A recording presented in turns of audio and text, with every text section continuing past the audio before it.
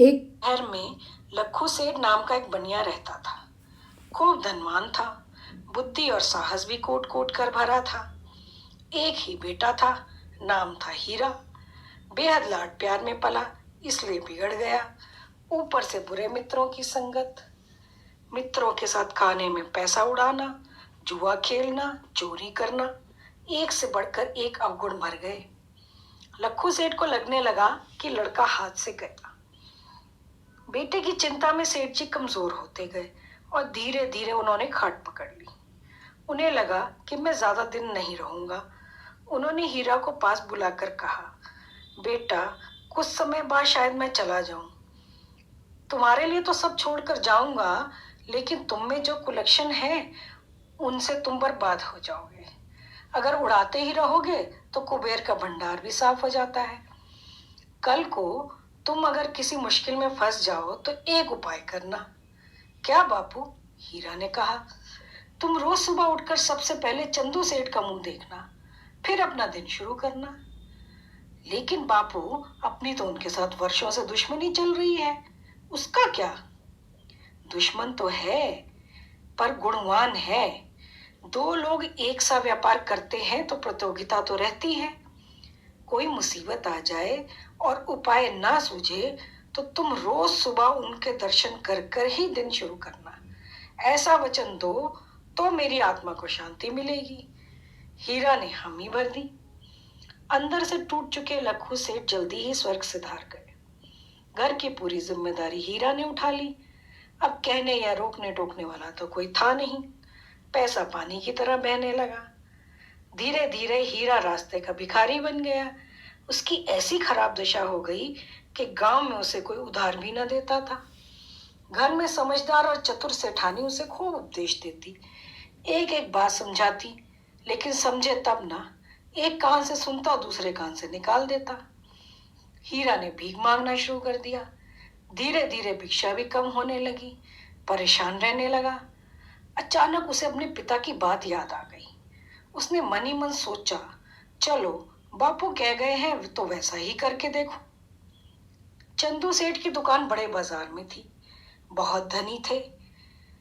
हीरा वहां गया, चंदू सेठ के दर्शन किए और आगे चल दिया। नियम यानी नियम, हीरा का यह रोज का नियम हो गया। रोज सुबह उठना, नहा धोकर चंदू सेठ के दर्शन करना, फिर दिन शुरू करना। 15-20 दिन हुए तो चंदू सेठ का ध्यान गया। उन्हें लगा कि ये रोज आता है, कुछ बोलता भी नहीं है। सेठ ने मुनीम से कहा कि कल उसे मेरे पास लेके आओ। दूसरे दिन सुबह जब हीरा आया तो मुनीम उसे सेठ के पास ले गया।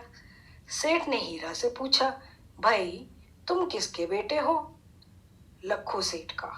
अरे, तू लखू सेठ का बेटा है? तेरी ऐसी दशा कैसे हो गई? हीरा बोला, जीवन में धूप छांव तो आते रहते हैं। मरते समय मेरे पिता ने कहा था कि तुम्हारे बुरे दिन आए तो रोज सुबह सेठ चंदू सेठ का मुंह देखना, फिर दिन शुरू करना। लेकिन भाई, तुम्हें रुपए पैसे की जरूरत है क्या? व्यापार करना हो तो मैं तुम्हारी सहायता करूं। ना रे, ऐसे किसी उद्देश्य से मैं नहीं आता, बल्कि मेरे पिता ने कहा था इसीलिए आता हूं। अच्छा, कोई बात नहीं, पर ये तो बता कि तेरी ऐसी दशा कैसे हो गई?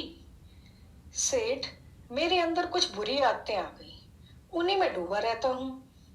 ऐसी कौन सी आदतें हैं भाई? हीरा ने सब बता दिया। चंदू सेठ सोच में पड़ गया। सोचने लगा कि लखू सेठ को मुझ पर इतना भरोसा था कि बिगड़े बेटे की देखभाल मुझे सौंप गए। कोशिश करूं कि बिगड़ी बाजी सुधर जाए। चंदू सेठ ने मुनीम को हुक्म दिया, हर रोज हीरा को नकद 100 रुपए देना। रोज हीरा को 100 रुपए मिलने लगे। फिर क्या था, हीरा तो मित्रों के साथ मिलकर नाश्ता पानी उड़ाने लगा। मुफ्त में मिल रहा था तो रोज दिल खोलकर जुआ खेलने लगा। ऐसा करते करते एक हफ्ता बीत गया। एक दिन चंदू सेठ ने हीरा से पूछा, क्या हाल चाल है? हीरा ने कहा, मैं तो आनंद में हूं, आपकी तरफ से रोज 100 रुपए मिल जाता है, फिर किस बात की चिंता? चंदू सेठ को लगा कि इसको तो कोई फर्क ही नहीं पड़ा। फिर बोले, तू मेरा कहा करेगा? आप जो भी कहेंगे मैं जरूर करूंगा। तुम सब दोस्त मिलकर जुआ खेलते हो। तुम उन सबसे पूछो कि तुम कितने समय से जुआ खेलते हो, अब तक तुम कितना जीते, इतना पूछकर मुझे बताना। ठीक है, पूछ लूंगा। उस दिन हीरा ने दोस्तों से पूछा, ये बताओ कि तुम कितने समय से खेलते हो। दोस्तों ने उत्तर दिया, इसमें ही तो हमारा पूरा जीवन गया। सुबह से शाम तक हमारा काम ही यही है। अच्छा, साल भर चल जाए क्या इतना मिलता है? बचाने की तो बात ही क्या, जिस रास्ते से आता है उसी रास्ते चला जाता है। ऐसा भी दिन आता है कि जेब में 4 पैसे भी ना हो। दूसरे ने कहा, हमसे पूछता है तू? तेरे पास कितना बचा है उसकी तो बात कर भाई। मैं तो बर्बाद हो गया। पिता की लाखों की पूंजी थी, वह भी गंवा दी। हीरा ने मन में विचार आया, इसमें किसी को भी कुछ लाभ नहीं हुआ। मैंने पिता की संपत्ति गंवा दी, उसके बदले कहीं धंधे में रुपया लगाया होता तो यह दशा न होती। मन ही मन हिसाब लगाया तो बहुत पीड़ा हुई। गांठ बांध ली कि आज से कभी जुआ नहीं खेलेगा। दूसरे दिन सुबह उठकर चंदू सेठ के दर्शन करने गया। 100 रुपए देने लगा मुनीम, तो उसने कहा आज तो 50 ही दे दो। चंदू सेठ ने कहा, क्यों भाई, आधे क्यों? काका, मैंने प्रतिज्ञा ली है अब जुआ नहीं खेलूंगा। जिस राह पर लुटा हूं उस राह पर कभी कदम नहीं रखूंगा। आपने जो प्रश्न सबसे पूछवाया था, इस राह पर चलने वालों का हाल मेरे जैसा ही है। आज तक मैंने पिता और पत्नी की बात नहीं मानी, लेकिन अब मेरी आंखें खुल गई। भला हो काका आपका। चंदू सेठ ने मन में सोचा कि पैसा खर्च करना वसूल हो गया।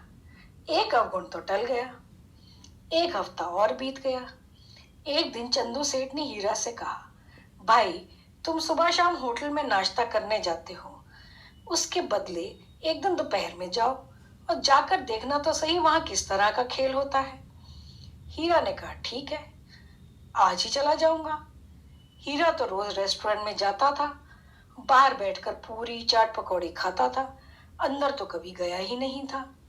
सेठ का कहना मानकर आज उसोर गया। गर्मी की दहकती दोपहर, कामगार आटा गूंद रहे थे, खुले बदन से पसीना टपक रहा था और अंदर भी गिर रहा था। मुंह से लार भी गिर कर आटे के साथ गूंथ रही थी। ये सब उसने अपनी आंखों से देखा। भन भन करती मक्खियां उसमें दब जाती थी, जिन्हें वो निकाल देते थे।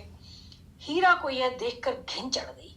उसे लगा कि आज तक मैं ऐसा गंदा खाना खाता रहा हूं, इसकी अपेक्षा घर का खाना कितना साफ है। उसने होटल का भोजन भी त्याग दिया। मन ही मन निश्चय कर लिया कि कभी होटल की सीढ़ी पर पैर नहीं रखूंगा। अगले दिन हीरा चंदू सेठ का मुंह देखकर हाथ जोड़ा। मुनीम 50 रुपए देने लगा। उसने कहा, रहने दो, अब नहीं चाहिए। चंदू सेठ ने कहा, क्यों बेटा?